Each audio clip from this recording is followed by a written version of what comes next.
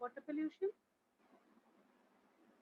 and we are going ahead with oil spills, which was the topic that we had to continue. Correct? So this is a very simple chapter, of course, as you have seen till now. But as I said, that you should know and you should remember which are the primary pollutants, which are the secondary pollutants, and so on. So मैंने already इसका PPT आपको भेजा है बेटा. I'm sure you all have got it. Yeah, yesterday you might have got it. So you can go through it, and there are many more points added than what is given in your NCRT or your GTP. So you can definitely go through it. So we begin with yeah, here that is oil spills. Okay. Anyone having any difficulty till here? Anyone who has not followed anything till here, beta? है किसी को कोई भी doubt? Let us complete the portion, my dear. Let us complete the portion, then we will start with the Viva, revision lectures, everything. Okay. Okay, fine. So let us begin with this was the last slide that we had seen, na? That was eutrophication, and we saw that how the algal blooms are going to take place and how the development of that bloom is going to be so dreadful for the flora and fauna that is growing below the water bodies, right? We had completed till here in the last class. So now we go ahead with oil spill. So you might have heard about these things, na? Oil spills hote hai, and there's a lot of problem when oil spills takes place in the water bodies and all. You might have heard about this, sure.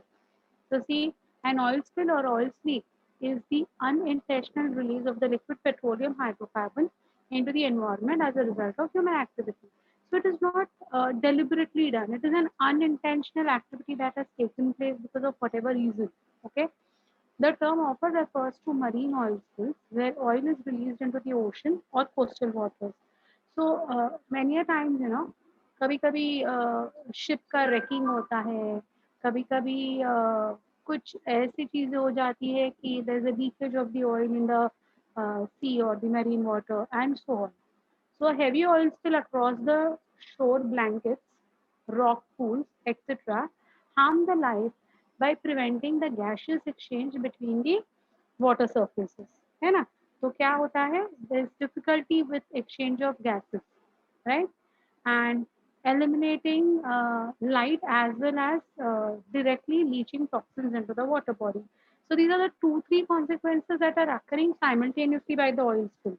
First is gaseous exchange is not possible because the impervious layer of oil has been present on the water body. Secondly, it is not going to allow the penetration of light also. So the plant life below the water bodies is going to get harmed. Photosynthesis पे effect होगा.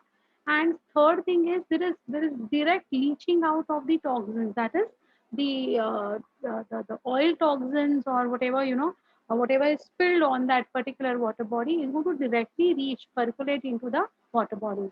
So that's a very dangerous situation if oil spills do occur. Correct? Seabirds are adversely affected as the oil penetrates and opens the structures of their plumage. Plumage मतलब feathers जो उनके open होते हैं ना, वहाँ पर oil आ गया, पूरा oil settle हो गया. So they become chilled, lose the ability to fly, and lose their buoyancy in water. So this is a very adverse effect seen on seabirds also. Heated, that is a thermal wastewater flowing out of the electricity generating units. Example, thermal power plants eliminates or reduces the number of organisms sensitive to high temperature and enhances the growth of plants and fish in extremely cold areas, but only after causing damage to the indigenous flora and fauna. So इसमें क्या होता है बेटा? Other than oil spills, this is one more problem that is seen, that if heated water is let into the water body. Okay, thermal power plants जो होते हैं, from there if the heated water is going to be let into the water body, what will happen over there into the cold water especially? The flora and fauna of the cold water is totally different. Those who love to grow in cold waters are the ones which are going to sustaining and surviving in that zone. Now, because of this hot water, what has happened? The indigenous flora and fauna gets killed. They cannot tolerate that high temperatures. On the other hand, some another group of fish, another group of plants are going to develop in that zone, but killing the indigenous flora and fauna. So oil spill है, thermal plant से जो heated water let out करते हैं वो है, all are coming under your water pollution itself. They all are a result of what? Water pollution. Got it? समझा? Then a case study of the integrated wastewater treatment, a very important one. This is peculiarly given in your NCRT textbook, and many a times these questions are being framed on this particular case study. It's a very simple case study and a very interesting case study as well. Let us see. The town of Arcata is an area in the north coastal region of California. Okay, so the town of Arcata, situated along the north coast of California, created an integrated waste treatment process with a natural system. So they have devised this system. They have invented this system, I would say. Okay, they have thought of taking care of the waste waters or taking care of the polluted waters in Arcata Marsh. Okay, so what have they done exactly? How, what are the processes that they have ensured that ये पूरा जो water है ये पूरा clean हो जाएगा? तो क्या क्या किया है उन्होंने? Just the cleaning occurs in two stages. The first, which is very simple, is the conventional sedimentation, filtration, and chloride treatments that are given to that particular water body. After this stage, lots of dangerous pollutants like dissolved heavy metals still remain. So, what has happened? Even after sedimentation, filtration, and chlorine treatment, still there are heavy metals which are posing a problem to that particular wastewater. Okay. So what is the second step that have been used by the MSc? The biologists developed a series of 6 connected marshes over 60 acres of the marshland. So what the biologists have done in that particular zone, they have created 6 interconnected marshes over 60 acres of land. अब ये exactly कैसा है ना बेटा, तो ये है ना 6 ऐसे स्टेप्स है स्टेयरकेस के जैसे, बट बहुत बड़े बड़े. ओके, एक ऐसे ऊपर से आ रहा है, थोड़ा सा नीचे दूसरा, उससे थोड़ा सा नीचे तीसरा, करते करते like a step wise form they have given in that 1 2 3 4 5 6. Okay, ऐसे 6 उन्होंने स्टेयरकेस के जैसे बनाए हैं. अब हर एक स्टेयरकेस के ऊपर उन्होंने कुछ अलग टाइप का ट्रीटमेंट करने वाले हैं. Let us see what are they. See, appropriate plants, algae, fungi, bacteria were seeded into this area, which neutralizes, absorbs, and assimilates the pollutants. Hence, as the water flows through the marshes, it gets purified naturally. So, on each of the steps, now they have seeded different types of organisms. For example, they have seeded fungi first, then algae, then bacteria, then algae, then probably small fish, and so on, which are taking care of the purification process naturally. So, whatever water was allowed to sediment, was filtered, and which was treated with chlorine, is now allowed to flow through the 6 steps. समझ में आया है ना? और हर एक step से जब वो पास हो रहे हैं, they are getting that water is getting expose to bacteria, fungi, algae, and so on. And during that particular period, when they are, that water is being passed through that particular step, it is being acted upon these organisms and they naturally purify the water. Okay. Yes, my dear. Thank you so much, Komal. Well, so you understood how the 6 steps are going to be. Now look at that.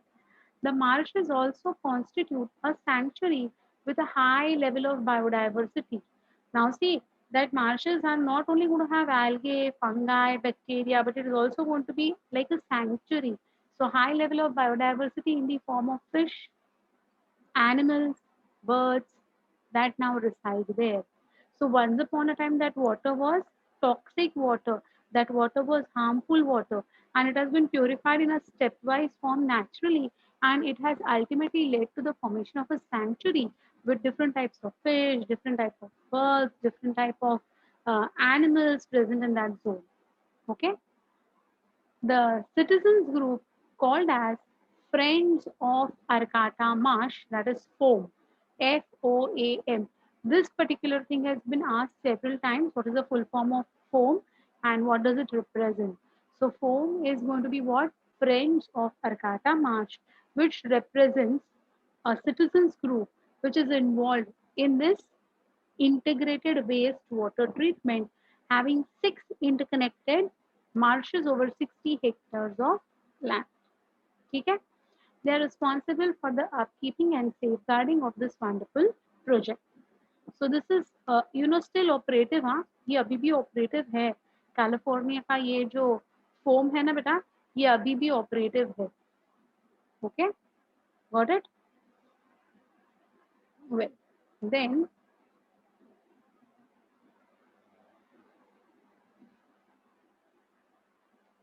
yeah, this is how it looks like actually. These are the 6 hectares.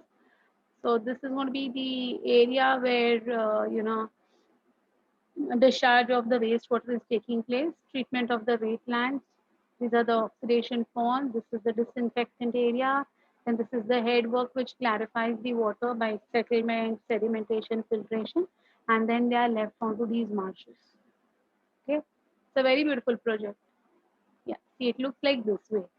So you can see how the water has become so clean and uh, you know uh, useful for the life. It supports life now. Fine. This is an overview. ऊपर से जो photograph लिया है ना वो ऐसे दिखता है आर्काटा Marsh. Ecological sanitation is a sustainable system for handling human excreta using dry composting toilets. These are seen nowadays everywhere, but it was first predominantly seen in Kerala. So this is a practical, hygienic, efficient, and cost-effective solution for human waste disposal. The key point to note here is that with this composting method, human excreta can be recycled into a resource, which is nothing but a natural fertilizer, which reduces the need for the chemical fertilizers. They are working. There are working eco sand toilets in many areas of Kerala and Sri Lanka. Now, even there are few in Mumbai also, eco sands. But earlier it was predominantly in Kerala and the Sapna, Sri Lanka. Fine. So that is your ecological sanitation. It is your ecological sanitation. So don't forget the word eco-sand, and it is what, see, it is handling human excreta using dry composting toilets.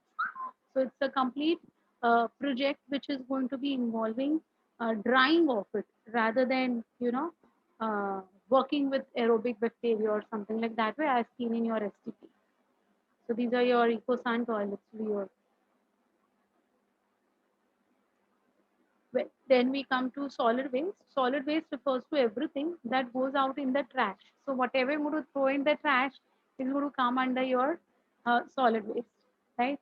Municipal solid waste are collected and disposed by the municipality. The municipal solid waste generally comprises of paper, food waste. ये जो हमारे dustbin में जो जाता है ना वो सब कुछ food waste है, plastic, glass, metal, rubber, leather, textile, everything which is dumped in the, uh, your trash bins, dustbins. Burning reduces the volume of the waste, although it is generally not burned to completion, and open dumps often serve as the breeding ground for rats and flies. So you can see in this picture only, see, look at this particular picture. ये देखो बेटा इधर. See, this is a, like a cow who is feeding on this waste. It's so harmful, right? So what is like being done, they ये सारा कूड़ा कचरा लेके वो डंपिंग ग्राउंड पे लेके जाते हैं और उसको उधर वहां पर है ना जला देते हैं. बट वो जलाना जो होता है ना, it is partial, it is not complete. So rather, it is going to be more a house to bacteria and fungi and pathogens, and it is going to be left half burnt.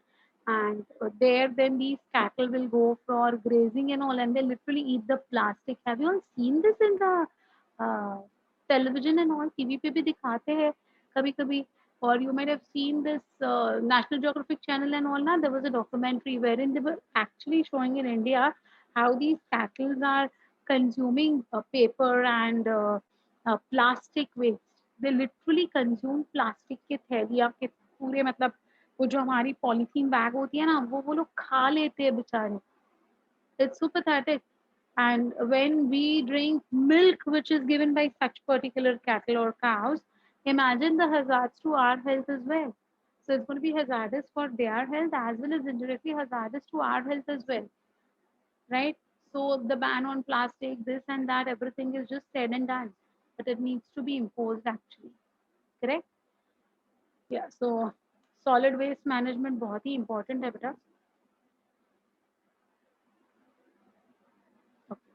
Then we have got something called as sanitary landfills. Initially it was fine, now it is difficult. There was a video that there were iron nail pins in the. Yes, yes, yes, my dear. Very correct. You know why? Because these people, these cattle now, whatever they get it now, they eat it. बेचारे वो खा लेते हैं उसको. They don't understand, and then later on, like it goes and it gets stuck in the belly of the these cattle. Innocent होते हैं रे वो. What to do? I mean, they can't say, they can't speak, they can't do anything about it, right?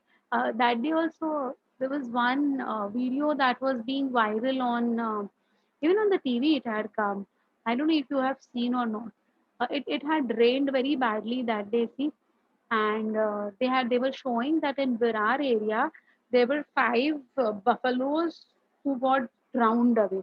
You saw them how innocent they were feeling, and they were feeling so helpless that they can't do anything, but they're just forced to being washed away with the force of water. देखा आपने कि innocent होते हैं. I mean, they are helpless, they can't do anything.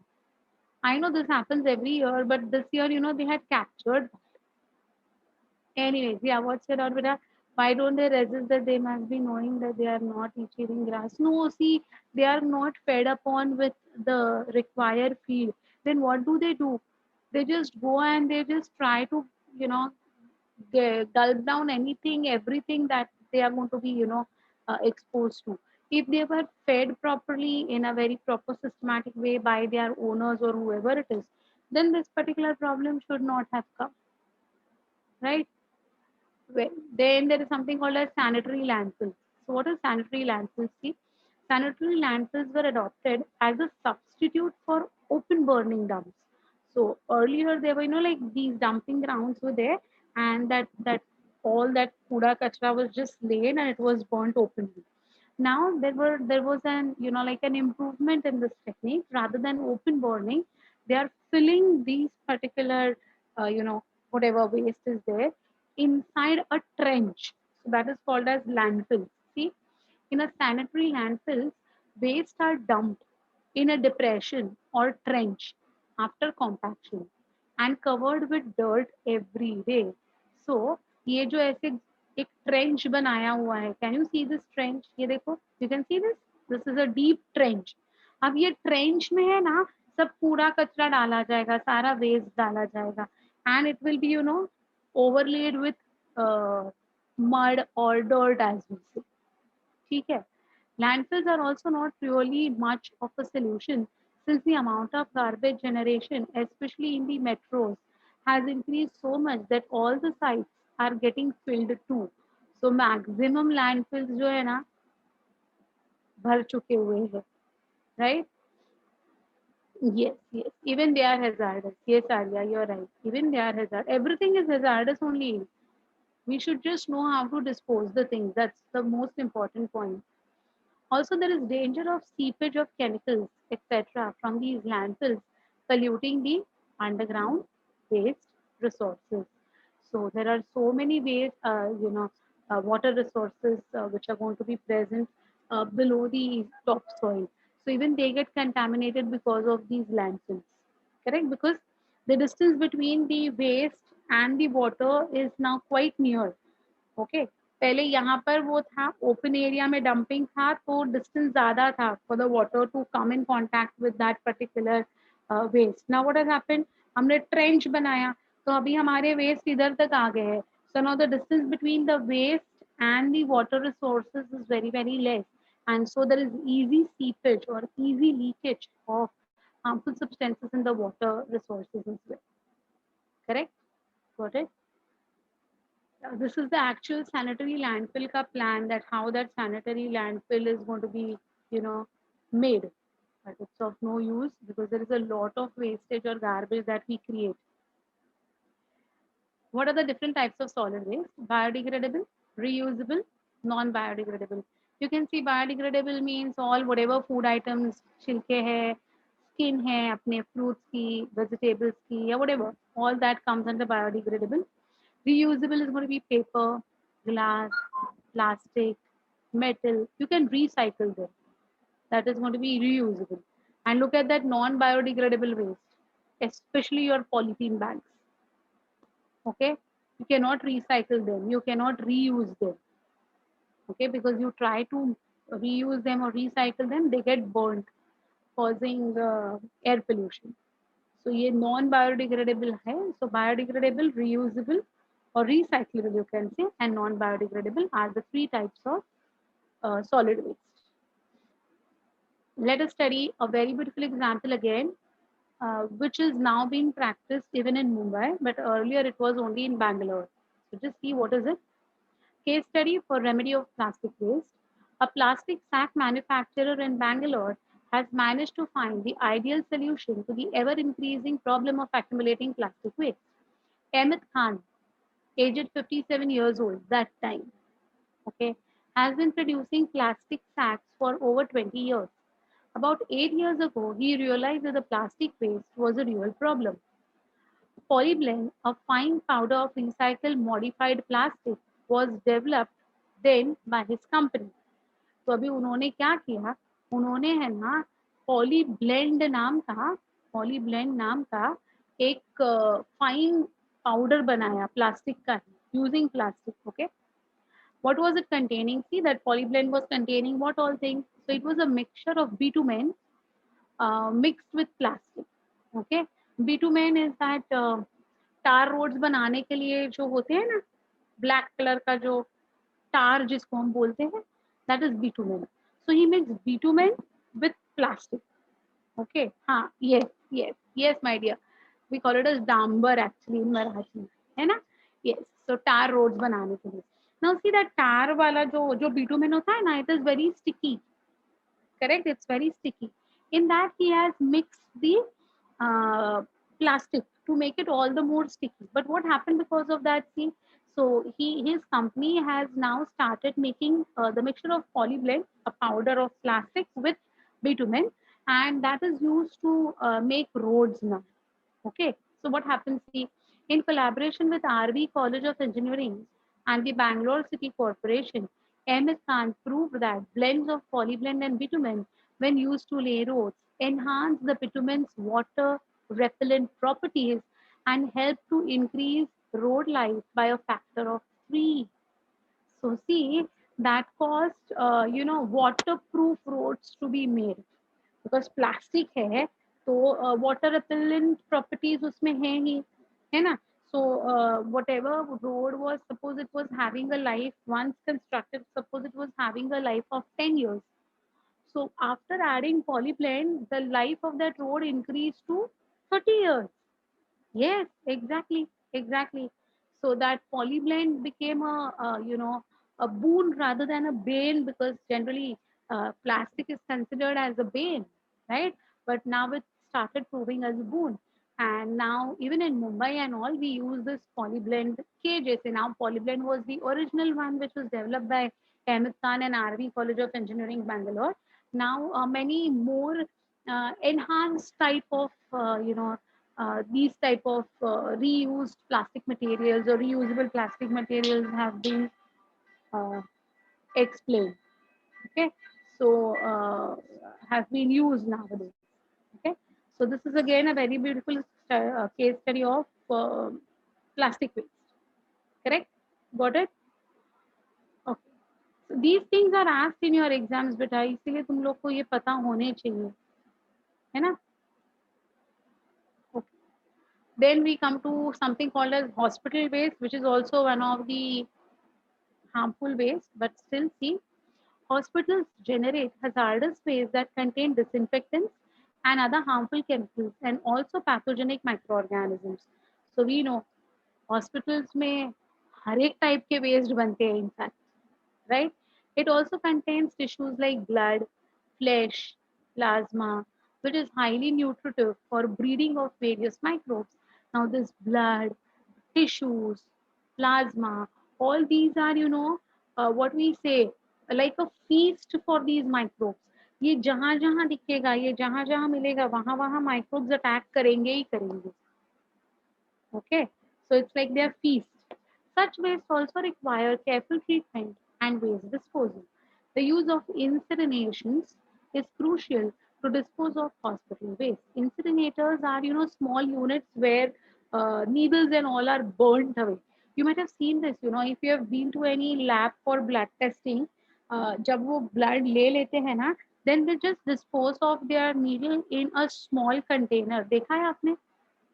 ऐसे directly उसके अंदर उसको inject कर देते हैं, वो नीडल गिर जाती है. So that is your incinerators. So ये जो इंसिनेटर्स होते हैं ना, they are going to burn away these metals or destroy these metal needles. So you can see what are the different ways the hospital is going to produce. Over here in the diagram also they have shown so many ways.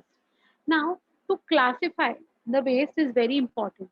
That means the hospital staff has to use different colored bags for different types of waste so that accordingly the treatment can be given to it. So the hospital needs to segregate the waste into yellow bags, red bags, blue bags, and black bags. So what are the meaning of each of them? See, yellow bags is for infectious waste, bandages, gauze. Gauze समझते हो ना, वो white colour का जो bandage लगाते हैं उसको gauge कहते हैं. Cotton or other objects in contact with body fluids, human body parts, placenta, etc. These all need to be put in yellow bag. What needs to be put in red bag? Plastic waste such as catheters, injections, syringe, tubings, IV bottles, those everything should go in the red bag. Okay. Blue bags, all type of glass bottles, broken glass articles, outdated and discarded medicines should go in the blue bag. Black में देखो, needles without syringe, blades, sharps, and all material articles, metal articles. So whatever is a metal article should go into black carboxy bags. Rather, they are boxes rather than bags. Na? They are black boxes. Fine. So if these wastes are properly segregated by the hospitals, it becomes easy that how to process these wastes. So yellow bag जो होती है वो सबसे ज्यादा क्या कहते हैं prone होती है ना for infections and for pathogens to attack. It is going to have all the tissues placenta. देखिए specially after the delivery of the baby, the placenta, which is the maternal placenta, which is still attached to the mother's womb, as we say, or the uterus, has to be cleaned off. It needs to be scraped off. It cannot be kept in the, uterus of the mother. So after the baby has undergone, parturition होने के बाद, as the baby is going to be expelled outside, once the umbilical cord is cut, now the doctors are actually going to scrape away the extra placenta which is going to be present in the uterus of the mother. You cannot keep it like that way. It is not going to be, safe to keep the placenta like that way because it's a breeding ground. It's nutritious, highly nutritious. The fetus was, surviving on that placenta से जो nourishment आ रहा था उसके ऊपर, the fetus was surviving. So it's a, what we say, a storehouse of nutrients. And if it is, left like that way, then the female is prone to get attacked by a different aura of pathogens. So it has to be immediately scraped off. जितना हो सके, जितना ज्यादा वो scrape of कर सकते हैं ना डॉक्टर्स ये प्लेसेंटा को, उतना ही वो फीमेल का लाइफ सेफ गार्डेड रहेगा. And they actually scrape it off. Okay, for a normal delivery especially, it's very easy to clean the uterus. Even in c-sections also uterus is clean, of course, but in normal deliveries तो एकदम से पूरा ही scrapping और cleaning हो जाता है. Okay, so it's mandatory for this. So no, just one delivery and there is going to be loads of placenta and tissues found in that waste. Correct? Then there are people who need to ampute their organs. You have heard about this amputations. So sometimes the diabetic patients, especially, they need to ampute their feet, they need to ampute their fingers, they need to ampute their legs. Sometimes up to the knee, the leg has to be, amputated. If there is some wound in the leg of a diabetic patient, then that particular patient is not able to recover from that injury. तो उसको cut करना पड़ता है बेटा, surgery करनी पड़ती है उसकी. तो ये जो सारे वेस्ट होते हैं ना, इनका disposal is very very crucial. Okay. हाँ. They are thrown, not necessary, like tongs are there, scissors are there, then they can be sterilized and used, but needles, blades, razors, pins, all these will be thrown away. ये छोटे छोटे items को sterilize नहीं करते बैठते. These are thrown away. But scissors है, tongs है ना, अपना bone cutters है, these can be sterilized and reused. They are sterilized in the autoclave. Got it? So hospital waste is something which is actually hazardous, right? Okay. So then we come to e-waste. E-waste तो तुम लोग को बहुत ज्यादा पसंद है. नया model mobile क्या आया नहीं, क्या आपको वो चाहिए होता है या नहीं? इमीडिएटली आपका फोन कितना भी अच्छा हो, नया मॉडल आया, आई वांट इट, है ना? So e-waste, irreparable computers, other electronic goods are known as e-waste or electronic waste. E-waste are buried in landfills or incinerated. Incinerated means jala डालते हैं. Only half of the e-waste generated in the developed worldwide are exported to developing countries, mainly China, India, and Pakistan, where metals like copper, iron, silicon, nickel, gold are recovered during recycling processes. So ये जो e-waste होते हैं ना, उसके recycling का market है बेटा, especially China and India. इधर रिसाइकलिंग ऑफ ई वेस्ट बहुत ज्यादा होता है, और वो किसके लिए होता है? To recover these metals. Okay. These are costly metals, तो इनके रिकवरी के लिए होता है. Recycling is the only solution for the treatment of e-waste provided it is carried out in an environment friendly manner. So ये नहीं होता है बेटा. आपने भी देखा होगा तो there are people who actually throw away their old mobiles into the waste bins. Dustbin में फेंक देते हैं. जहाँ आपने पोटैटो पील्स, फ्रूट के पील्स, सीड्स, पहले का 2 दिन का बचा हुआ खाना, प्लास्टिक के वो आपने वेफर खाए, उसके बाद वो जो प्लास्टिक का वेस्ट है वो, उसके साथ ही ये मोबाइल भी फेंक देते हैं. That is not the way. Okay. There is a system for cleaning the e-waste, for disposing the e-waste. But nowadays, we all are facing a grave problem of this e-waste uh, cleaning up that particular waste also. So you can see over here the mobile phones, computer parts, what will happen with the e-waste. God only knows what will happen with the e-waste if people are not aware of how to dispose them of. Correct? Then we have got problems with agrochemical wastes also. So agrochemicals and their effects. See, as a result of green revolution, use of inorganic fertilizers and pesticides has increased manifold for enhancing crop production. So nowadays we are using lot many inorganic fertilizers to improve the production in the crop, whatever is being grown in that zone. Pesticides, herbicides, fungicides have been increasingly used.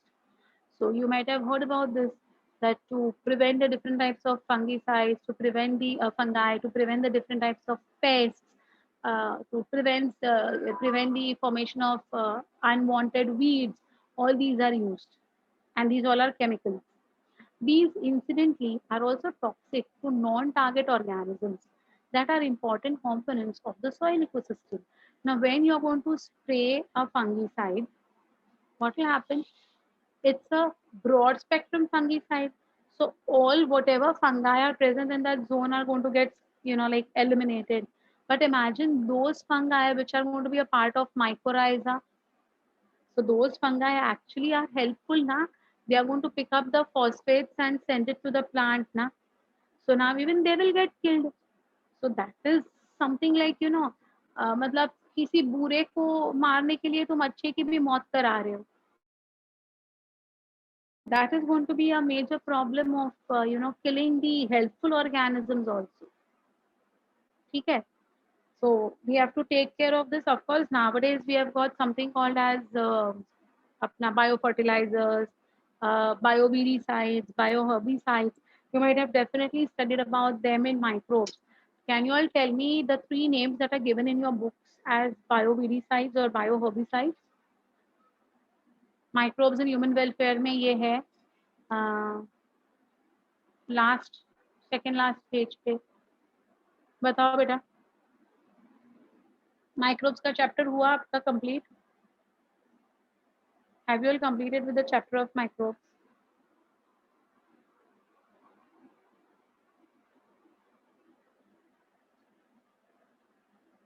It's still going on. Till where have you all completed? कहाँ तक हुआ आपका पढ़ा के? Which topic?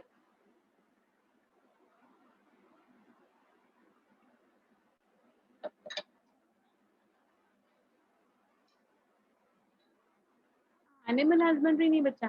Animal husbandry will come in enhancement in food production. Bacillus thuringiensis वाला ना BT cotton. हाँ हाँ. So it comes here only.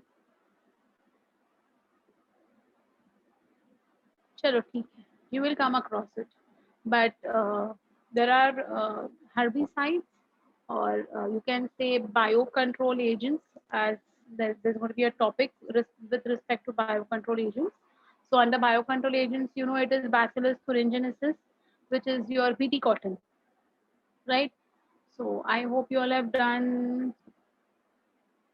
It is done now. That's why I'm asking that if it is done, then you should tell me the name of biocontrol agents. Like they sir might have told you about Nosema locustae, Bacillus thuringiensis, nucleopolyhedrovirus. Then all these, ये नाम सुने हैं कि नहीं सुने हैं? Lady bird bug, dragon fly, ये सारा उसका ही है बेटा. बायो कंट्रोल एजेंट्स में ही आता है ये. एंड ये जो मैं क्वेश्चन पूछ रही हूँ, that is fusarium, xanthomonas. These are going to be your bio pesticides and bio herbicides. है ना? So ये आपने नाम सुने होंगे ना बेटा. ट्राइकोडर्मा कॉनिगी, न्यूक्लियोपॉलीहेडरोवायरस, बैक्टीरिया अपना बैसिलस thuringiensis एंड नोजेमा लोकस्टे. ये सारा तो डेफिनेटली सुना होगा क्योंकि ये पार्ट में वो आता है बायो कंट्रोल में. चलो anyways let's see later on whenever. ये सुना है ना, तो that's what I am asking.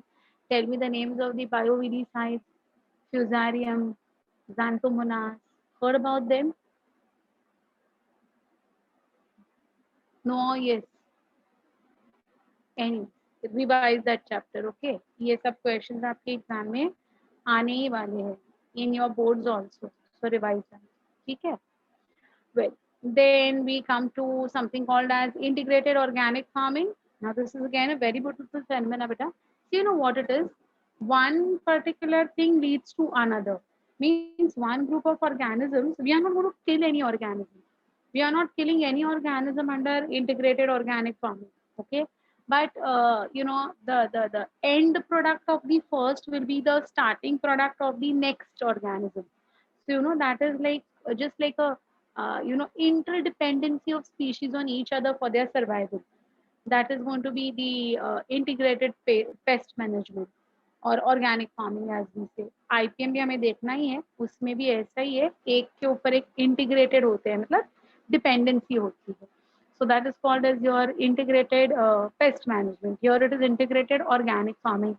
Now here, my dears, this is the part which again you have done in the chapter of microbes. Microbes, yeah. Have you all done about biogas production and composting? Biogas and composting? right? The same thing is again repeated over here. See, so what happens in integrated organic farming, my dear? See, integrated organic farming is a cyclical, zero waste procedure where waste products from one process are cycled as nutrients for the other process. So that's what I said. End product of one becomes the starting of the other, raw material of the other. So see, there is no need to use any chemical fertilizers for crops as cattle dung are used as manure. So you know that cattle dung is something which is rich in nitrogen basically. So it is going to be used as a manure. So instead of adding urea or instead of adding phosphates powders artificially, we just add manure which will serve the same purpose of providing nitrogen. Okay.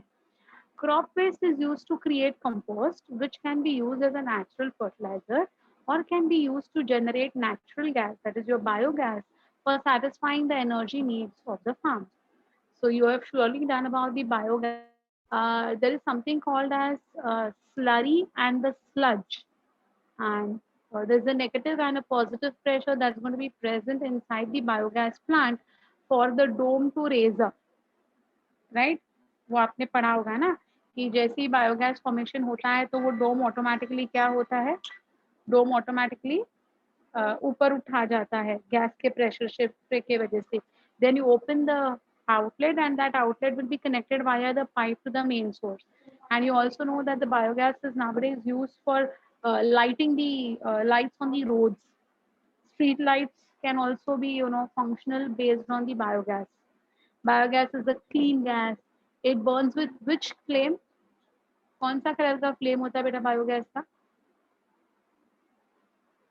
Biogas का flame का colour कैसा है? ये yes Neha, correct correct correct Dinesh, yes my dear, it's with a blue flame. So it's a clean gas. It doesn't produce any byproducts which are harmful for the environment or for human life or for animal life also. Correct? It is cheap because it's going to be nothing but it's going to be the gas which is produced from the waste. So all these 4 points of how biogas is important we have done in microbes wala chapter. This question will also come for 2 marks. Huh? Explain the merits of biogas along with the demerits. So you know the merits also, you know the demerits also. So that will come for 2 marks. Sure, sir would have told you this, but still बेटा तो ये questions आपके दोनों chapters से related है. This environmental chapter also and microbes का chapter also. Okay. Well, then we talk about the radioactive waste. Now, this is again a very important point because these are again very hazardous type of waste. Initially, nuclear energy was hailed as a non-polluting way for generating energy or electricity. Later on, it was realized that the use of nuclear energy has a very serious inherent problem. So initially, it was thought it's a very simple and very easy method of making electricity, but then its potential hazards were, observed. I would say the first is accidental leakage, as occurred in the 3 Mile Island and the Chernobyl incidents. So I hope you all know this 3 Mile Island and Chernobyl incidents. देखा है आपने कि नहीं? Heard about them or not? What is this 3 Mile Island? क्या हुआ था बेटा वहां पर? 3 Mile Islands में किसका लीकेज हुआ था? Come on, these are like GK वाले questions. Even Chernobyl में क्या हुआ था? No one. अरे ऐसे कैसे? Yeah, these are nuclear plants. Very true, beta. These both are nuclear plants. And वहाँ पर leakage of radioactive substances हुआ था. Okay, so the radioactive waste were, seeping or leaking in these particular lands, and that has caused, what do we say, a long-term defect in the genetic makeup of the individuals who live in that area. Even the Chernobyl incident, अभी भी आज भी after so many years also still the people over there are crippled. They have got hole in their heart. The new, the children who were born to the females who were that time pregnant during these particular events, their children were born with deformities. Even today, the genetic deformities have been carried out for so many generations now. So these radioactive waste सिर्फ एक generation नहीं, उसके आगे के कितने सारे generation पे उसका इफेक्ट दिखाता है. So rather, it's one of the major ways that people have experienced. Okay. The second is the safe disposal of radioactive waste. Chief source of radioactive pollution is the nuclear explosives, which release long-lived and short-lived radioactive substances. You have done the half-life wale calculations for radioactive substances in physics. पढ़ा है? वो आता है आपको? Half life बहुत सारे questions आते हैं ना उसके ऊपर. न्यूक्लियर फिजिक्स केम में भी है. हाँ, हो रहेगा. Yes. Yeah, exactly. So, yeah, so exactly, beta. So that is what those all are coming under this only. So which are the substances? See, हाँ है ना, केम में भी. हाँ, केम में भी आता है वो पार्ट. आगे शायद शायद 11th 12th अभी आगे ये फिजिक्स में भी था, न्यूक्लियर फिजिक्स में. Anyway, so we have got SR90, CS147, C14, CO60, RU106. All these are your, nuclear, I mean, radioactive wastes. Okay. These radioactive fallouts or nuclear fallouts cause air pollution, water pollution, as well as soil pollution. Right? See this. How these are directly throwing everything, into this rivers. This is very hazardous. This should not happen. But there are many industries which are directly disposing the radioactive waste in the water bodies. Here you can see the nuclear explosions that are taking place. And these radon gas is actually very dangerous, but it is used in industries. Okay. So these all come under the radioactive waste. Correct. जैसे मैंने बोला ये topic बहुत easy है, अच्छा भी है. What are the effects of the radioactive pollution? You can see over here, it's very dreadful to look at these pictures. देखो कैसे वो पिक्चर्स हमें देख के भी कैसे होते हैं, और ये एक्चुअल ऐसे बच्चे बर्थ लिए हुए हैं वो टाइम पे. सी, most important long-lived radioactive substance released in nuclear explosion is strontium-90, which accumulates in the bone marrow and causes cancer, that is leukemia or blood cancer. It causes genetic disorders and other deformities, right? CS137 accumulates in the muscles and causes muscular pain. Radiations causes mutations to occur at a very high rate. At high doses, nuclear radiations could also be lethal. They could even kill. Therefore, nuclear waste is an extremely potent pollutant and has to be dealt with utmost caution and care. It has been recommended that storage of nuclear waste after sufficient pretreatment should be done suitably, shielded in shielded containers buried within the rocks about 500 meters deep below the Earth's surface. So that should be the way the radioactive waste should be disposed. But even after doing all these things, now there is going to be leakage of radioactive waste sometimes, leading to such type of deformities. Look at those children. I mean, looking at those kids, you feel so bad about it. See, है ना, वो photograph जो है ये actual photographs है. Okay, so that is the problem with the radioactive pollution. Greenhouse effect. Now these are the topics which actually you have learned also, but still we have to do it one more time, and predominant questions for your examinations. The greenhouse effect is a naturally occurring phenomena that is responsible for heating of the Earth's surface and the atmosphere as well. Without greenhouse effect, the average temperature at surface of the Earth would have been chilly minus 18 degrees Celsius rather than the present average of 15 degrees Celsius.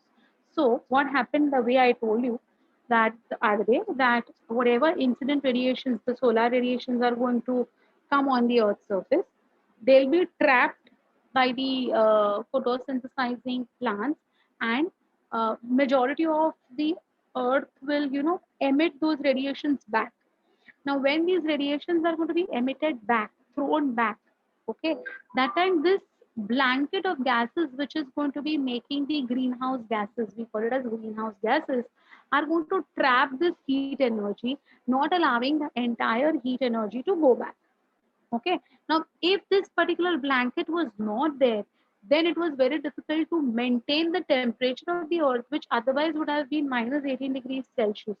Now, because of this blanket, because of these greenhouse gases, एक thick layer, एक blanket बना हुआ है बेटा, जो ये heat को trap करके रखता है, बाहर जाने से रोकता है. And that is the reason the temperature is approximately 15 degrees Celsius to 40 degrees Celsius. But now, as and when, because of the excessive use of chlorofluorocarbons, it will come, of course, it will come. I'll tell you how it is. The blanket of this greenhouse gases is becoming, thicker and thicker and thicker, causing maximum heat to get trapped, which is again not favorable. Correct? So, see what is happening. Clouds and gases reflect about one fourth of the incoming solar radiations and absorb some of it, but almost half of incoming solar radiations falling on the Earth's surface and heating it, while a small proportion is reflected back. Earth's surface re-emits heat in the form of infrared radiations, but part of this does not escape into the space as atmospheric gases like carbon dioxide, methane, etc., even H2S. It absorbs a major fraction of it. The molecules of these absorbed gases radiate heat energy, and a major part of which again comes to the Earth's surface, thus heating it up once again.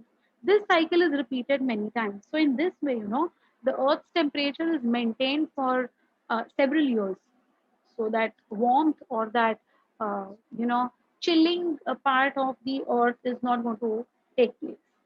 The above mentioned gases, that is carbon monoxide, carbon dioxide, methane, etc., are commonly known as greenhouse gases because they are responsible for the greenhouse effect. So, what is this greenhouse? What we know as a greenhouse is a glass house, right? A house made up of glasses where the plants are grown. That is what is there in our mind as greenhouse gases. Agreed or not? अब ये तो कुछ अलग level पे ही explanation जा रहा है अपना. तो ये ग्लास वाला ग्रीन हाउस है, या ये पे जो गैसेस ब्लैंकेट बना है उसको ग्रीन हाउस कहते हैं. बेटा, the glass wala is the greenhouse, and the blanket of gases which is formed naturally in the atmosphere is the effect, just like the greenhouse gases they show in the glass houses.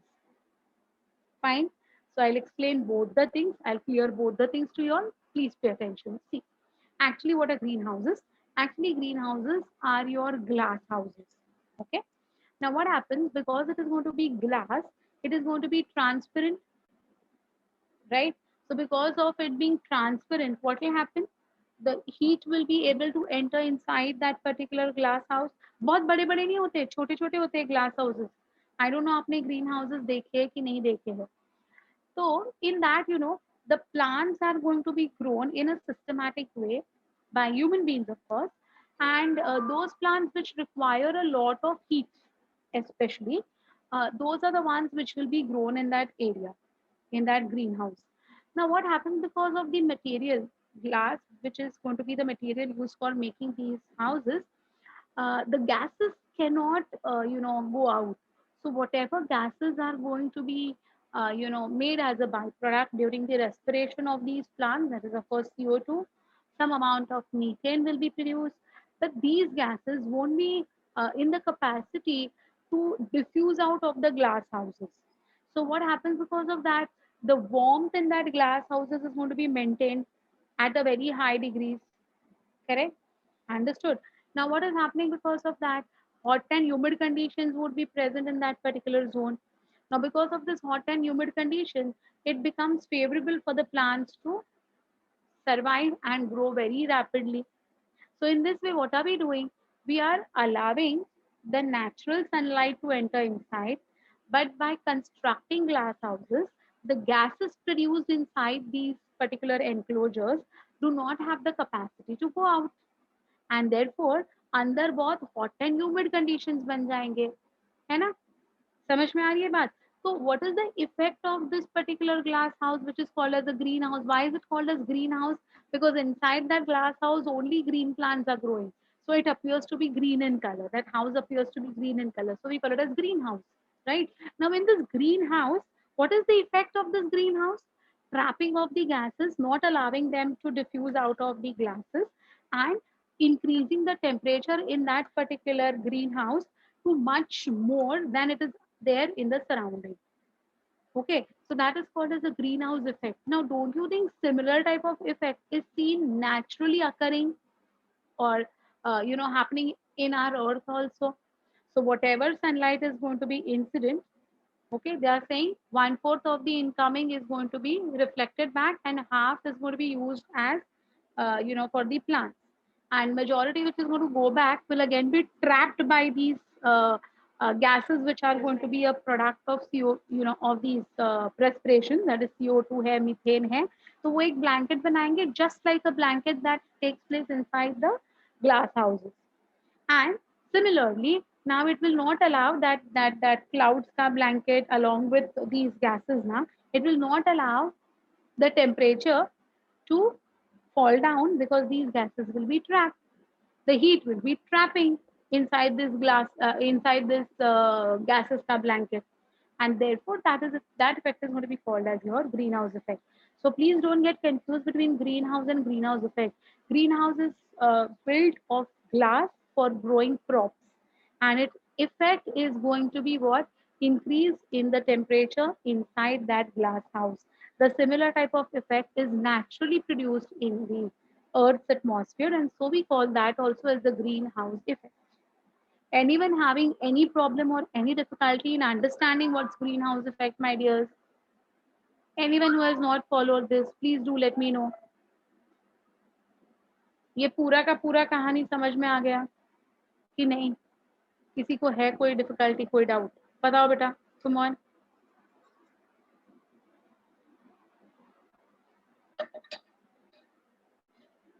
Second point.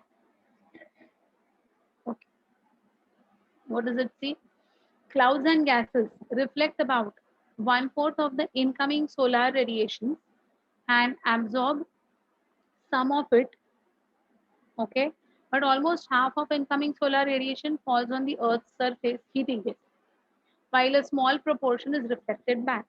So, maximum, like whatever solar radiations are going to be incident on the Earth's surface, they are saying these clouds and gases will reflect about one fourth of the incoming solar radiations. But whatever is coming, almost half is going to be falling on the Earth's surface. तो जितना आ रहा है उसमें से one fourth वो अंदर आने से ही रोक रहे, बट ऑलमोस्ट हाफ अंदर आ रहा है. सो वन फोर्थ आने से रोक रहे, हाफ अंदर आ रहा है. ओके, और अंदर आने के बाद भी some part of it will be reflected back. That is what is happening in nature for this. And the earth's surface will re-emit the heat in the form of infrared radiations. Okay, and what will happen because of that? इसके वजह से क्या हो जाएगा? Part of this does not escape, part of this will escape. So the one which is not going to escape, what will happen? It will form a blanket of these gases, preventing the loss of the heat. So that is what is your greenhouse effect. Okay, got it? Well, good. Then the next one is same thing only. That is greenhouse gases absorb the long waves, that is infrared radiations from the earth, and allow it to enter it, and then again it will be reflected back from the earth. The cycle continues, of this particular trapping, reflecting, and refracting, and it will continue, and the earth's surface will no longer have the you know it will no longer, means it is not going to have any chilling effect now. Fine. Look at these concentrations, beta. ये concentrations आपको याद करने हैं. These things are given in your NCERT book. N2O is 6%. Chlorofluorocarbons account to 14%. 20% is methane. But see, almost 60% is carbon dioxide. So all these gases constitute your greenhouse gases. Okay. So relative contributions of various greenhouse gases to the total global warming. So you know now what is total global warming. You know what is global warming now. Majority of the heat is not allowed to cross the atmosphere, and therefore there is a lot of warming or warm conditions prevailing on the earth, which is called as your global warming. Right? Let us come to the global warming part now, which is associated with the greenhouse effect itself. Increase in the level of greenhouse gases has led to considerable heating of the earth, leading to global warming.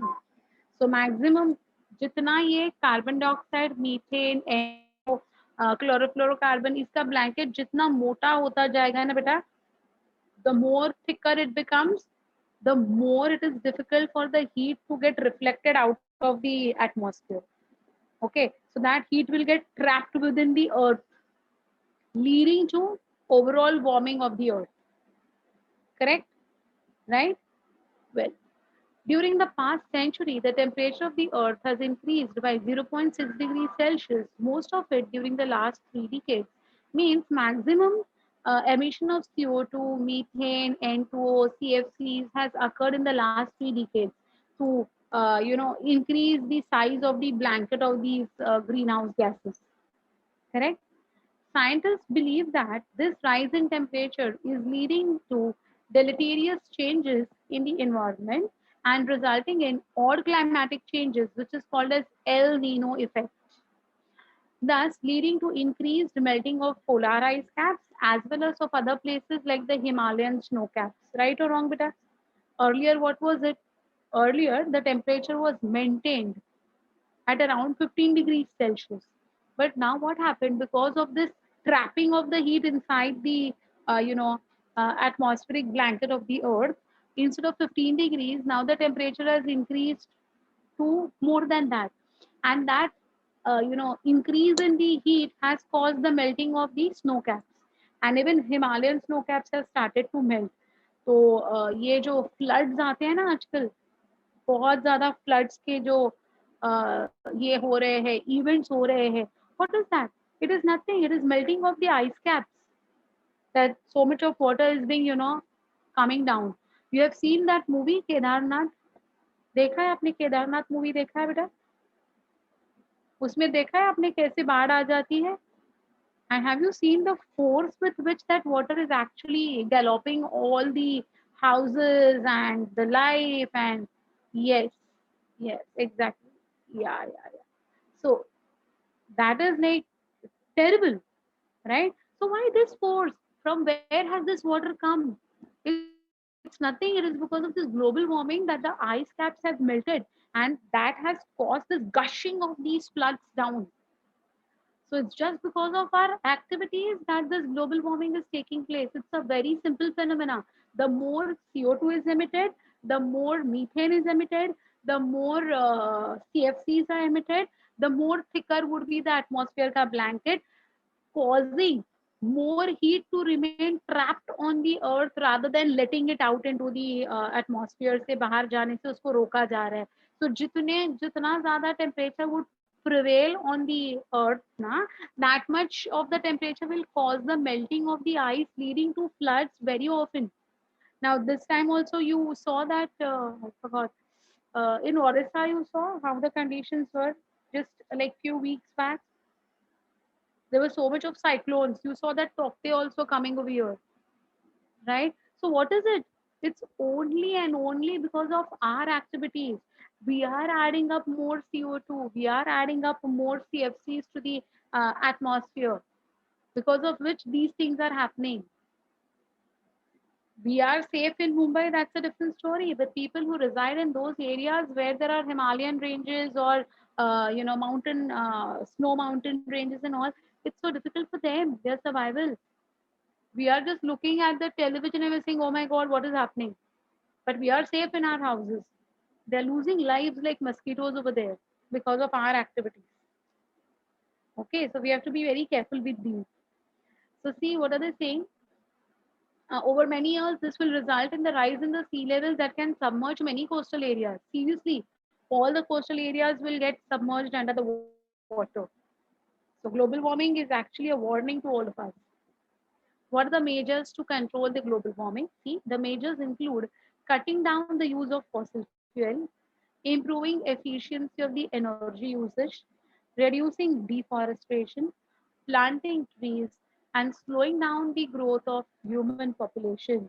हाँ, बोलने के लिए बहुत easy है ना? बोलने के लिए बहुत इजी है ये। इसमें क्या है? फॉसिल फ्यूल्स कम यूज करो, डिफॉरेस्टेशन मत करो, प्लांटिंग करो, है ना? ह्यूमन पॉपुलेशन जो बढ़ रहा है उसको रोको। इजी टू से but almost impossible to follow, right?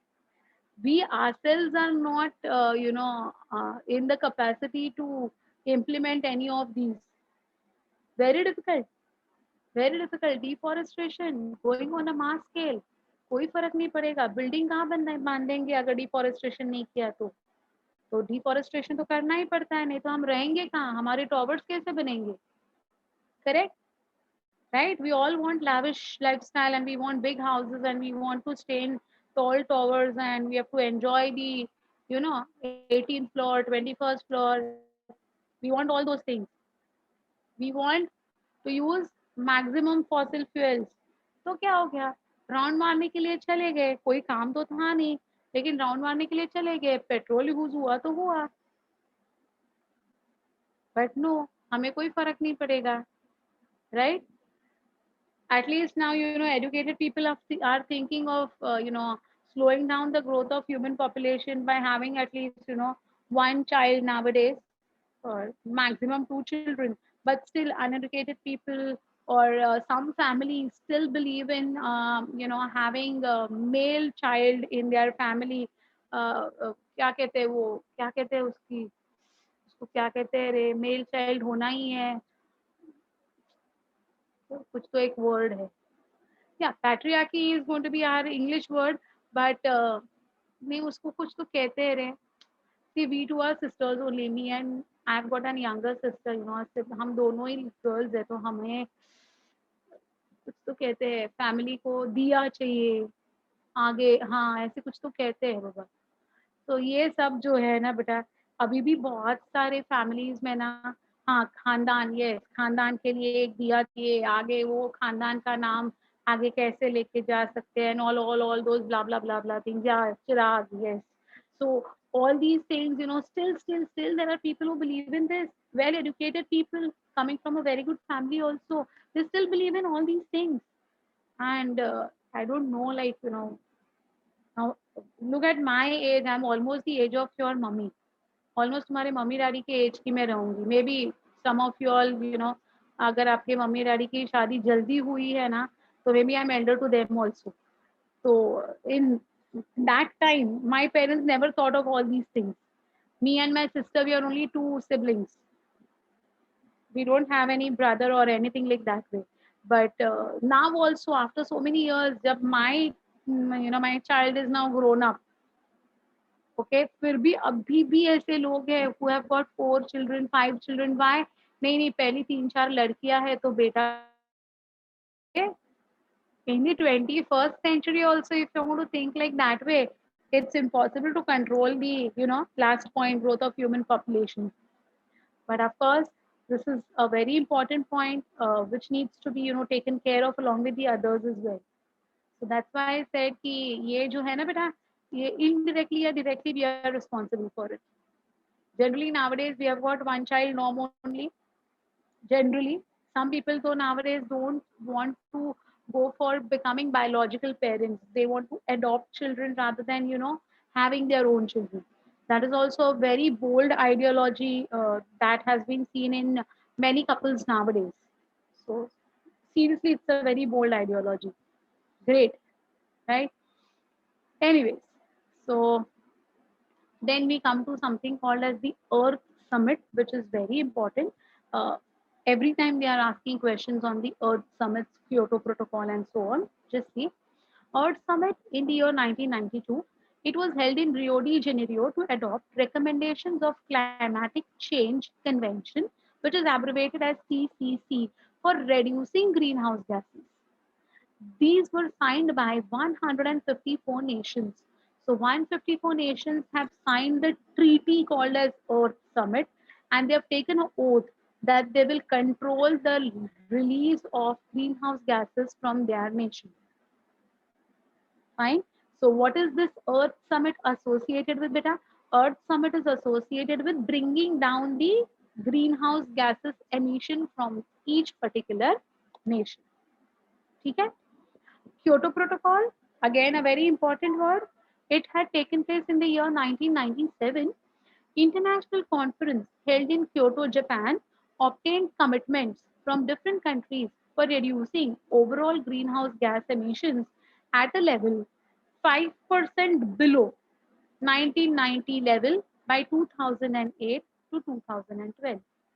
So what they said that below, like in the year 1990 से लेकर 2008 2012 के बीच में जितना एमिशन हो रहा है उसके लेवल हम और 5% नीचे लाएंगे. So that was your Kyoto Protocol. Again, Kyoto Protocol is associated with greenhouse effect, greenhouse gases emissions. So Earth Summit and Kyoto Protocol are both associated with greenhouses. Fine? Samjha? Remember the names. Don't forget the names of these protocols and the summits and etc. Okay. This is one more problem, that is ozone depletion. Now इसके साथ थोड़ी chemistry associated है बेटा जो आपको समझनी है. Please pay attention. Bad ozone is formed in the lower atmosphere, which is called as troposphere, and harms plants and animals. There is good ozone also. This ozone is found in the upper part of the atmosphere called as the stratosphere, and it acts as a shield, absorbing UV radiations from the sun. So there are two types of ozones in the two layers of the coverings of our Earth. One is the bad one in the troposphere, and one is the good one in the stratosphere. So what is good and what is bad? I'll tell you. So the good one is going to prevent the UV radiations from entering onto the Earth. So they act like what? Shields, barriers. So UV radiations are harmful. We know that. UV radiations के क्या क्या harms है आगे देखने ही वाले हैं हम लोग क्या harm करता है UV radiations. So UV radiations को block करने के लिए good ozone काम में आता है. While bad ozone क्या करता है देखेंगे हम. Look at it. See, UV rays are highly injurious to living organisms since DNA and proteins of living organisms preferentially absorb UV radiations, and its high energy breaks the chemical bonds within these molecules. So there are hydrogen bonds, ester bonds, diester bonds in our DNA, and there are peptide bonds in our proteins. So this UV radiations में इतनी energy होती है ना that they will break these bonds, causing change, alterations in DNA and proteins. So any change in DNA will be what? Mutation, correct? The thickness of the ozone is a column of air from the ground to the top of the atmosphere. It is going to be measured in that particular way. So it is measured in terms of Dobson or Dobson units, which is called as DU. So जितना Dobson units thickness चाहिए उससे अगर कम हो जाता है ना बेटा तो उसको हम कहते हैं ozone hole formation. So here you can see over here I have actually increase the font size of this blue box, which is given in a very small light blue color in your NCERT textbooks, which none of the students read. They don't take the efforts to read what is given below this diagram of your NCERT textbook. They just neglect it. हाँ ये क्या ये ozone hall है आगे लेके जाते हैं and उधर ही बेटा गड़बड़ है. ये बॉक्स के ऊपर लास्ट 20 years में कम से कम है ना 15-16 बार क्वेश्चंस आ चुके हैं और आप लोग उसको रीड नहीं करते हो. ये आपकी आदत है as a student. So please ensure that you have read that content, which I have of course made it in bold and in dark blue. Look at it. Ozone hole is the area above Antarctica shown in blue color in the diagram that you can see, where the ozone layer has become thinnest. Ozone thickness is given in Dobson unit. See carefully the scale shown in color blue to red. You can see blue to red wala zone jo hai. The ozone hole over Antarctica develops each year between late August and early October. This has been studied by the NASA. You know what is NASA? So the scientists of NASA have studied this particular event and they say that every year this ozone hole formation takes place between August and October. So late August and early October. So almost entire September is going to be associated with making of these ozone hole. तो whole मतलब पूरा are par gap नहीं होता है बेटा. Whole का मतलब होता है ओजोन लेयर थिन हो जाती है. It is thinning of the ozone which is called as ozone hole. Ozone hole में एक्चुअल आर पार होल नहीं हो जाता है. तो ये भी एक याद रखिएगा. Though it is called as a hole, it is not a gateway. It is thinning of ozone which is called as ozone hole. would you all remember this? Please don't forget this. And many questions asked on this particular content, August and October wala especially. Ozone gas is continuously formed by the action of UV rays on molecular oxygen. How is ozone formed? It is O3, right? So it is continuously formed by the action of UV rays on molecular oxygen and also degraded into molecular oxygen in the stratosphere. So stratosphere ka good ozone hai. There should be a balance between production of the ozone and degradation of the ozone in the stratosphere. If this balance is lost, then there is a problem. Of late, the balance has been disrupted due to enhancement of ozone degradation by chlorofluorocarbon. So the CFCs are causing the depletion of the ozone of the stratosphere. So good ozone को degrade करा रहा है कौन? CFC. कैसे? देखो. CFCs find wide use as refrigerants, air conditioners etcetera. So हमारे AC में, हमारे रेफ्रिजरेटर में, सब जगह पर है ना सीएफसी बहुत वाइडली यूज हुआ करता था. Nowadays you might have seen 5 star ACs. उधर 5 स्टार्स होते हैं बेटा एसी के ऊपर. अगर आप देखोगे तो वहां पर 5 स्टार होते हैं. रेफ्रिजरेटर के ऊपर भी आजकल 5 स्टार्स होते हैं. वो थोड़े कॉस्टली होते हैं but they write down it is CFC free. Have you all seen that? No CFC use, CFC free, eco friendly, environmental friendly. तो जितने स्टार ज्यादा है ना आपके एसी पे और रेफ्रिजरेटर पे बेटा, उतना CFC उसमें कम यूज हुआ है. It is, yeah, but nowadays the government has made it mandatory for fitting these units without CFCs. Energy consumption है, but it is without CFCs also. It has been written. No CFC. I don't know if you have seen this or not, but Mitsubishi की मेरी जो है वो Mitsubishi की AC है. तो मेरे इधर तो clearly लिखा है no CFC used. Okay. Yeah, look at this, my dears. You can, like when I said troposphere and stratosphere, it will be difficult for you all to imagine. So I have made these. So you can see the stratosphere is around this zone. ये देखो, ये stratosphere है और ये troposphere है. तो stratosphere का जो ओजोन लेयर है it's a good one and troposphere के इधर जो ओजोन बनता है it's a bad one. Okay. So troposphere, stratosphere, mesosphere, thermosphere and exosphere. Okay. So this is just for reference. This is just for reference. Well, then see what is the effect of the CFCs. Very important, very important. This is going to come as a question in your boards. Explain the effect of CFC in the formation of bad ozone. Okay, so this is the answer to it. Chlorofluorocarbons discharged in the lower part of atmosphere move upward and reach the stratosphere. In stratosphere, UV rays act on them, releasing chlorine ion. Okay, so what will happen about the chlorofluorocarbon? Chloro है ना, तो chloro जो है ना वो निकल जाएगा, split हो जाएगा. Okay, तो CFC basis क्लोरीन जो है वो बाहर निकल आएगा. क्लोरीन एटम जो है it will be split apart. Now what happens? The Cl degrades ozone, releasing molecular oxygen. So ozone is O3. So this Cl will act on whom? O3, releasing molecular oxygen. With these atoms acting merely as catalysts, so they are not going to be used. In this reaction, the chlorine atoms are not going to be used. They are just acting as what? Catalysts. Chlorine atoms are not consumed in this reaction of splitting of O3 into O2. ठीक है. Hence, whatever CFCs are added to the troposphere, they have a permanent and continuous effect on the ozone layer. They are not used only.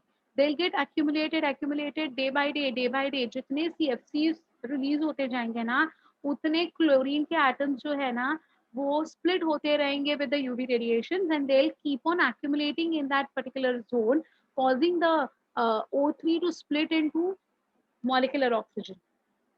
Okay, thereby what? Degrading the ozone layer. Yes or no?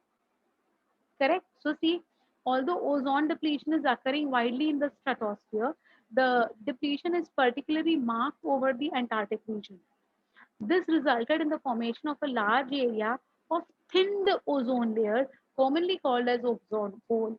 So it is not a hole, as I said, it's just thinning of the ozone by the action of your chlorine atoms, which are split by chlorofluorocarbons by the action of UV radiations. Did you all understand how this is? UV radiation, देखो CFCs जो emit हुए, they reach the stratosphere, which is experiencing this UV radiations also. So the UV radiations will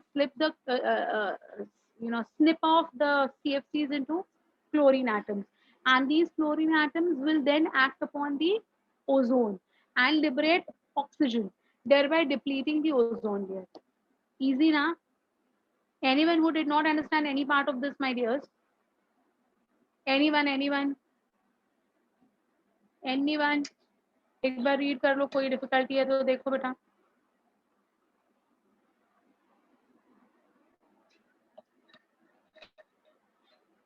You would be able to write this answer for 2 marks. Effect of CFC on the formation of bad ozone. Sure. Good. Huh. Look at the effects of the UV radiations. CFC is chlorofluorocarbon. Chlorofluorocarbon. Okay. Yes. Well, then due to the formation of ozone hole and thinning of the ozone layer at the several places, now the UV radiations can easily reach the Earth's surface, which otherwise would have been absorbed by the Earth's atmosphere acting as a blanket. But now there is thinning of that particular ozone layer.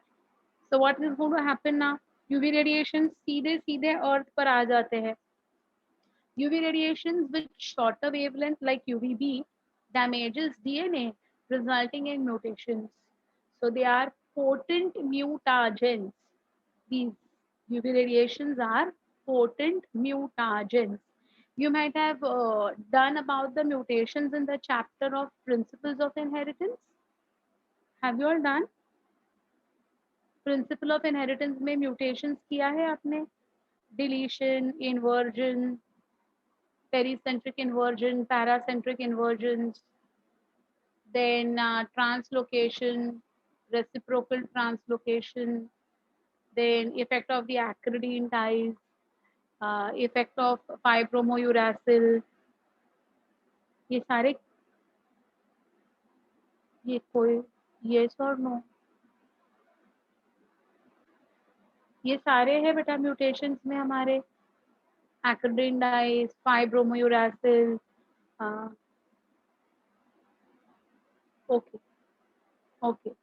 So you know what is acridine dye, you know what is fibromouracil, then you know about deletion, insertion, inversion, pericentric inversion, paracentric inversion, point mutation, frame shift mutation.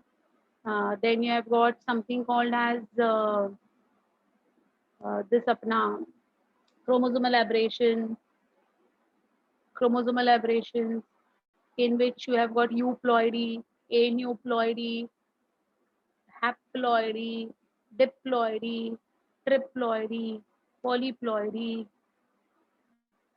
right? Correct. So all these are going to happen because of this radiations. Okay. Well, then there is something called as C. It causes aging of skin, damage to skin cells, and various types of skin cancer. Everything is going to be because of this UVB. In human eye, cornea absorbs UVB radiation, and high dose of UVB causes inflammation of the cornea, which is called as snow blindness cataract. तो ये जो snow blindness cataract होता है ना, ये बहुत परेशान कर देता है। ओके, हाँ, नहीं सोनोग्राफी में प्रॉब्लम नहीं है बेटा, sonography is not going to involve any UV radiation. Sonography is based on different principle. It is based on the sound waves. So sonography में कोई issue नहीं है. Problem is going to be with X-rays. Yeah, it's ultrasound. So sound waves के साथ कोई issue नहीं है. Sonography is very safe. But X-rays are not recommended if that particular female is pregnant. She won't be allowed also to enter the X-ray room. Okay. Such exposure may permanently damage the cornea. So look at this, how the UV radiations have caused. You look at this man over here. Initially it was so small and eventually look at this, right? है ना? देखो कितना गंदा है. And this is going to be your cataract. Okay. So that's about the effects of UV radiations on human beings. Recognizing the deleterious effects of ozone depletion, an international treaty known as Montreal Protocol was signed at Montreal, Canada in the year 1987, which became effective from the year 1989 to control the emission of ozone depleting substances. So here we're talking about what? Stopping the CFC का release. Okay, your Kyoto Protocol and Earth Summit was associated with preventing greenhouse gases calibration. Montreal Protocol is associated with stopping the ozone depletion के substances in the atmosphere. Correct? Subsequently, many more efforts have been made and protocols have been laid down and having definite roadmaps separately for developed and developing countries for reducing emissions of CFCs and other ozone depleting chemicals. Helsinki Declaration in the year 1989, Montreal Protocol was ratified by 82 nations at Helsinki. So in the year 1989, it came into practice, it came into existence, though it was proposed in the year 1987. So 1987 में Montreal Protocol was signed, but it actually got ratified, it got implemented in the year 1989 uh, by 82 nations at Helsinki. Okay, they pledged to phase out CFC by the year 2000. So that's what I said. Nowadays, whatever air conditions or refrigerators you want to buy are going to be free of CFC. It's a rule. They have signed this. Okay, so remember these treaties, protocols, everything. Well, then there is something called as degradation by improper resource utilization and maintenance. Specifically, we are talking about the soil erosion and desertification. So that's all with your global warming, greenhouse effect, and ozone. Now we come to one more type of a serious environmental problem, that is soil erosion and desertification. The development of the fertile topsoil takes centuries, but it can be removed very easily due to human activities like overcultivation, unrestricted grazing, deforestation, poor irrigation practices, which result in arid patches of land. So it is human beings who are responsible for this soil erosion is what is being blamed at. Correct? When large barren patches extend and meet over time, a desert is going to be created, right? Internationally, it has been recognized that desertification is a major problem nowadays, particularly due to increased urbanization. Yes, so more we, like urbanization is going to be taking place, more will be the depletion of that particular, uh, forest area or crop area or whatever, leading to barren land formation. And these barren lands are going to eventually lead to soil erosion and formation of deserts. So you can see like how the things are over here in the photograph. You can see how deserts have been formed. Okay. So even this is one of the major problems of apna environment. Waterlogging and soil salinity. Irrigation without proper drainage of water leads to waterlogging in the soil. You know what is waterlogging? Mumbai में waterlogging ये word नया है नहीं, हमें सबको पता है ना? एक जार भर के भी पानी गिरता है हिंद माता एरिया में सायन के, तो वहां पर वाटर लॉगिंग हो जाता है या नहीं बेटा? आप कभी गए हो Hind Mata area? It's the most low lying area of Mumbai, that Hind Mata area. हाँ यस, इतना सा एक जार भर के भी पानी गिरेगा ना, तो कहते हैं it's just like ironically said that थोड़ी भी बारिश हो जाएगी ना, तो the first area which will get water logged will be that Hind Mata area, Sion circle, king circle, that area. Okay, so you know what is water logging, right? So when the water does not have the scope to trench out or reach as tributaries into the major water bodies, it will remain confined or logged in that area. That is called as water logging. Yeah, there are swimming pools. They actually make the conditions appear like swimming pools. Besides affecting the crops, waterlogging draws salt to the surface of the soil. The salt then is deposited as a thin crust on the land surface or starts collecting at the roots of the plants. This increased salt content is harmful to the growth of the crops and is extremely damaging to the agriculture. Waterlogging and soil salinity are some of the problems that have come in the wake of green revolution.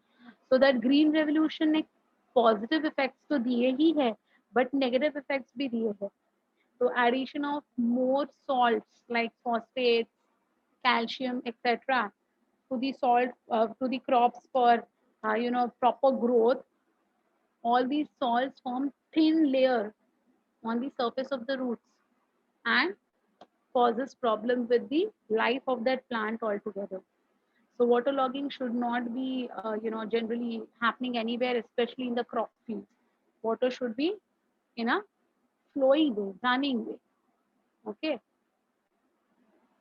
Yes, yes. Okay. Then you can see deforestation. So deforestation is the conversion of forested areas to non-forested ones. According to an estimate, about 40% forests have been lost in the tropics compared to only 1% in the temperate regions. So tropical area was loaded with forests, but almost 40% of it is now being, completely deforested. At the beginning of the 20th century, forests covered about 30% of the land in India itself. By the end of the century, that 30% has got shrunken to only 19.5%, whereas the National Forest Policy of India in the year 1988 it was proposed, has recommended 33% forest cover for the plants and 67% forest for the hills. So, see, in the year 1988, under the National Forest Policy, India has taken an oath that 33% of the forest would be, made available for plains, and around 67% would be made available for the hills. But see, it has shrunken to hardly 19.4% now. A number of human activities contribute to deforestation. We have seen the evil quartets, which in the earlier chapter. So you know what do you mean by this? One of the major reasons is the conversion of forest to agricultural land and so as to feed the growing human population. So as I said, if you remember, majority of the Amazon rainforest have been chopped for growing soybeans, and soybeans are going to be fed to the uh, animals to increase their flesh so that they get good value for that animal, right? Trees are axed for timber, firewood, cattle ranching, and for several other purposes. So there are several purposes, of course, why the forests have been chopped off. Okay, this is very simple, nothing like difficult in this, but still. Slash and burn agriculture, which is also called as zoom cultivation. उसको है ना zoom cultivation कहते थे पहले पहले उसको क्या कहते थे zoom cultivation. अभी उसको slash and burn भी कहा जाता है. In slash and burn agriculture, the farmers cut down the trees of the forest and burn the plant remains. You know why do they burn it? See, the ash which is going to be formed after burning is used as fertilizer, and the land is then used for farming or grazing cattle. Okay, yeah, exactly. Yes, my dear. Yes, you're right, Dinesh. You're perfectly right, my dear. So it will improve the soil fertility, and they can, have agriculture in that zone where once upon a time there was forest. The farmers then move to other areas and repeat the same process. But what has happened? What has happened? You have burned that area completely. You have cut it and you have burnt it. Slash is cutting and burning.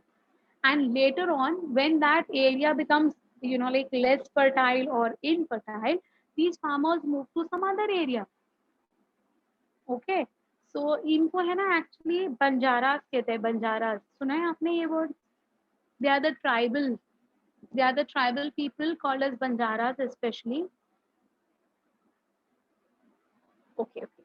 So these are the tribals who are actually the Banjaras, and they move from one area to another area in search of, these farmlands. I think you might have heard about this. Yes, yes, yes, yes, yes. Right. In movies and all also they show those Banjaras, na? Anyway. So in earlier days, when jhum cultivation was in prevalence, enough time gap was given such that the land could recover from the effect of cultivation. But with increasing population and repeated cultivation, this recovery phase is done away with, resulting in deforestation. So earlier, what used to happen, even if they used to slash and burn the forest in that particular zone, and they used to move to some other place, this particular land will again, have enough time to make the new vegetation and the new trees and reform that particular forest. But now it is not like that way. Now it is like, in that time lapse has become so like shortened, that before a new forest can develop, that land is again invaded by some other group and again treated in the same. Okay. So this is your Zoom cultivation. Don't forget the name Zoom cultivation. What are the consequences of deforestation? One of the major effects is enhanced carbon dioxide concentration in the atmosphere, because trees that could hold a lot of carbon in their biomass have ultimately been lost with deforestation. So that is the way we are increasing the size of the blanket of our carbon, right? Deforestation also causes loss of biodiversity due to the habitat destruction, disturbs hydrologic cycle, causes soil erosion, and may lead to desertification in extreme cases. All these words are known to you. Reforestation is the process of restoring a forest once existed but was removed at some point of the time in the past. So we have got deforestation and reforestation. Deforestation is breakdown, and reforestation is reforming the forest which was there once upon a time in this area. Reforestation may occur naturally in in deforested areas. However, we can speed up the reforestation process by planting trees with due consideration to the biodiversity that earlier existed in that area. So at least we can do that much. कुछ तो पुण्य का काम हम भी कर सकते हैं कि जहाँ एक ज़माने में फॉरेस्ट था, उधर अभी पूरा डिफॉरेस्टेशन हो चुका है, तो एटलीस्ट वहाँ जाके रिफॉरेस्टेशन के लिए हेल्प करें, right? Correct? This thing can be done. Especially in Mumbai, you might have seen about the RML colony Goregaon, which was a dense forest once upon a time. Now it's all, like some areas are like that way, but major areas have been, the trees have been deforested. Anyway, well, then the case study of people's participation in conservation of forest. Very important, beta, and very interesting also. People's participation had a long history in India. In the year 1731, the king of Jodhpur in Rajasthan asked one of his ministers to arrange wood for constructing a new palace. So this king in Jodhpur wanted a new palace that time. Okay. So what happens? The ministers and the workers went to a forest near a village inhabited by Bishnois to cut down the trees. Bishnois is a, what we say, caste के जैसा ही है, but a sub caste type of a thing. Okay, so those group of people are going to be called as Bishnois. Fine. Now see what happened that time. A Bishnoi woman called as Amrita Devi showed exemplary courage by hugging the tree and daring king's men to cut her first before cutting the tree. So what she did, see, look at this female, you can see in this photograph. this particular female, Amrita Devi Bishnoi, is hugging a tree, and she's saying, if you have to cut the tree, you have to first cut me. You cannot cut the tree just because the king of Jodhpur wants a new palace. You cannot cut a tree.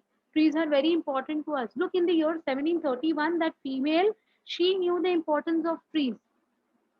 So she has told the king's men that first cut me, and then only I'll allow you to cut the tree if you have to cut the tree. But see what happened? Sadly, the king's men did not heed to her pleas and cut down the tree along with Amrita Devi. So, my dears, imagine, look at the rudeness. That particular poor female lost her life to save a tree. They cut her, and along with her, they cut the tree. So bad. You can't even imagine this, right? She was axed down, who was actually hugging the tree. So along with the tree, she was cut first. Not only that, look at the next thing. Look at the next thing. Her three daughters and hundreds of other Bishnois followed her, and all of them eventually lost life saving trees. So there was such a big blunder that happened on that particular day, right? All the Bishnois who were with her, they supported her कि वो अकेली नहीं जान देगी, अगर मारना है तो हम सबको मार दो, फिर ये आप लकड़ी तोड़ दो आप. And all the Bishnois along with her three daughters were killed on that particular day. And the new palace of Jodhpur was eventually constructed. Okay. Now, yeah, yes, exactly, my dear. So see what happened then. Uh, The government of India can do these things only. The government of India has recently instituted the Amrita Devi Bishnoi Wildlife Protection Act Award for individuals or communities from rural areas that have shown extraordinary courage and dedication in protecting wildlife. So now what the government of India has done, they have introduced this award in the name of Amrita Devi for those people who are involved in saving the wildlife. So see, here in the next picture you can see Sri Kalpataru Sansthan gets the Amrita Devi Bishnoi Award. So there are people who are doing something good and they are being awarded by this Amrita Devi Bishnoi Award. Okay, don't forget the name of Amrita Devi beta and the award also. Okay. Then there was something called as the Chipko movement. So Chipko का भी मतलब होता है चिपकना ना, to hug a tree. So see, this is the Chipko movement which took place in the Garhwal Himalayas. In the year 1974, local women of Garhwal district, who was the wife of Sundarlal Bauguna, showed enormous bravery in protecting trees from the axe of the contractors by hugging them. So in Garhwal area in the year 1974, so this is quite recent. So this is going to be quite recent, okay? So here what happens, see the name Sundarlal Bauguna. So the wife of Sundarlal Bauguna showed this particular, courage of hugging a tree and saying you're not supposed to cut it, okay? So people all over the world have acclaimed the Chipko movement and releasing the significance of participation by local communities. Chipko movement was successful, huh? In Chipko movement, Sundarlal Baguna's wife did not lose her life. Okay, she saved the trees. Look at her. Look at her. These all are, her, contemporaries who were working with her that time. They all are, like see how they have, circled that entire bark of the tree, saying we will not allow you to cut the trees, right? So this is how the Chipko movement became successful. Then after the Chipko movement, there was something called as Appiko movement in Karnataka. Appiko in Kannada means to hug. In Kannada language, Appiko ka matlab hota hai to hug. So it was again Appiko movement. See, in September 1983, men and women and children from Salkani district in Karnataka launched similar movement like the Chipko movement by hugging the trees in Katase forest. The local term for hugging in Kannada is Appiko, hence the name. So you can see here, not only the females but even the males are participating in this here in Appiko movement. The males are hugging the plants and trees and they are saying not to cut. We will not allow. So Chipko movement was successful. Apiko movement was successful. Okay, so these were the ways people have, shown active participation from, saving the trees from being cut. Got this? Right? Yeah. Then there is something called as social forestry. Social forestry aims at raising quick growing multi-purpose plants in common village lands to meet the demands of timber, fuel, wood, fodder, etc. So that is done. That forest has been created especially to get the timber, fuel, wood, fodder to chop it down only. But it is done deliberately. So they, use it, they replant the trees. They use it, they replant the trees. That is called as social forestry. Agroforestry aims at raising multipurpose plants, trees along with crops for meeting demands of the community. So in one area, that area will be shared by the crops also with the different types of trees and plants also. Okay, so that is called as agroforestry. Joint forest management, very important, which is called as JFM. The government of India in the year 1980s has introduced the concept of joint forest management, JFM, so as to work closely with the local communities for protecting and managing forests. Okay, so local communities along with the forest authorities, they both work together, and therefore it is called as joint forest management. Okay, in return for their services to the forest, the communities get benefit of various forest products like fruits, gums, rubber, medicine. So what does the those forest officers do? They say that because you are helping us in saving the trees, you would be rewarded with the products of the forest, right? And thus the forest can be conserved in a sustainable manner. So both are benefited.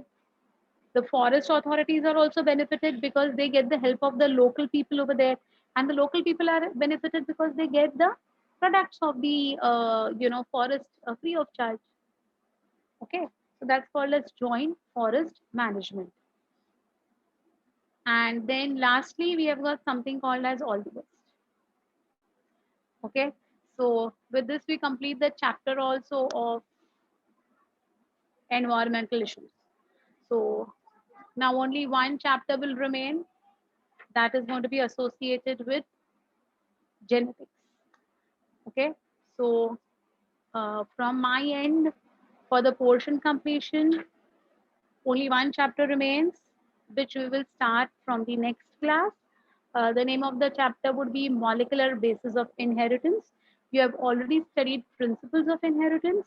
So molecular basis of inheritance, would at least we will come to know what is it all about. But we are going to go into the details of genetics. My humble request, my humble request to all of you all, take it as a request. Don't take it as teacher's orders. Okay? It's a request from my end. Please do not remain absent. Do not leave the lecture midway. Do not think of doing the chapter later on by viewing the lectures or your video lectures later on, because this is a chapter which if you don't pay heed to, don't listen to it carefully, then you are going to be at a tremendous loss. Almost every year, 11 to 15 questions in your NEET will be asked from molecular basis of inheritance chapter. So 11 questions आते हैं तो 360 में से 44 marks उसके लिए है, और अगर 15 क्वेश्चंस आते हैं तो 360 में से 60 मार्क्स उस चैप्टर से आपको मिलने वाले हैं. सो आई एम पहले ही मैं बता रही हूँ बेटा कि वो चैप्टर ऐसा है कि अगर आपको समझा तो सब समझा, अगर आपको नहीं समझा तो कुछ भी नहीं समझा. ठीक है, so I want all of you all to be very very very attentive. Okay, very attentive. Yes, beta, yes. From my end, it is going to be only one chapter remaining to complete, that is molecular basis of inheritance. I want you to be mentally present, not only physically present, and I want you all to be interactive. Whenever you don't understand anything, I want each one to participate in the discussion. and let me know if anything is understood or not understood. Again, I'm telling, it's like mathematics. You know, you understand 100%. If you don't understand, you will get a big zero. Okay, so next class onwards, we'll be going ahead with the last chapter of bio syllabus from my end, and that's going to be your molecular basis. Okay, chal. Bye, beta. See you all. Have a good day and have a good weekend as well. Okay, bye. Bye. See you all.